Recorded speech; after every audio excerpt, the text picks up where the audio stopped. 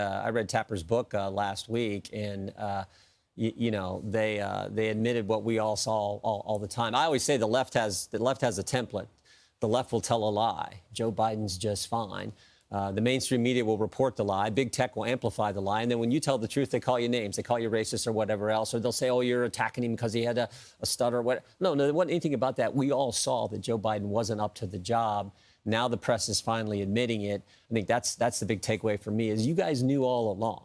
And there were a core group, and this comes out in the book, there were a core group around the president, Klain, Zients, Donlin, Ricchetti, these key guys around the president, who, according to the book, were making all the decisions. They were running they were running the protection from Joe Biden, making sure no one really got to see him any worse than what we did. So, yeah, the idea that he's fine is just everyone knows that we all got common sense. So Comer's coming out and he's saying I'm on oversight, so I want to start bringing these people behind closed doors. Why bring them behind closed doors? Why not just subpoena and put them in front of everybody to answer these questions? Yeah, there's typically a rhythm to how this stuff operates in Congress. And I mean, I think last Congress I did more subpoenas than the rest of Congress combined. But typically you do a letter first.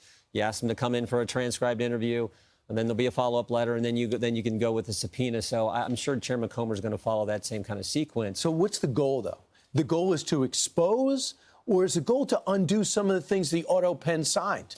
And how do you find out if Joe Biden actually knew about this? I think the goal is first to get all the facts, and that's how that's how we approach all these investigations. That's how we approach our oversight work, which is part of our constitutional duty as members of Congress. So I think the goal is to get the facts, and then we'll see where the facts lead us. But we do know that there seemed to me covering up for Joe Biden, and this, the Tapper book, I think, makes that clear.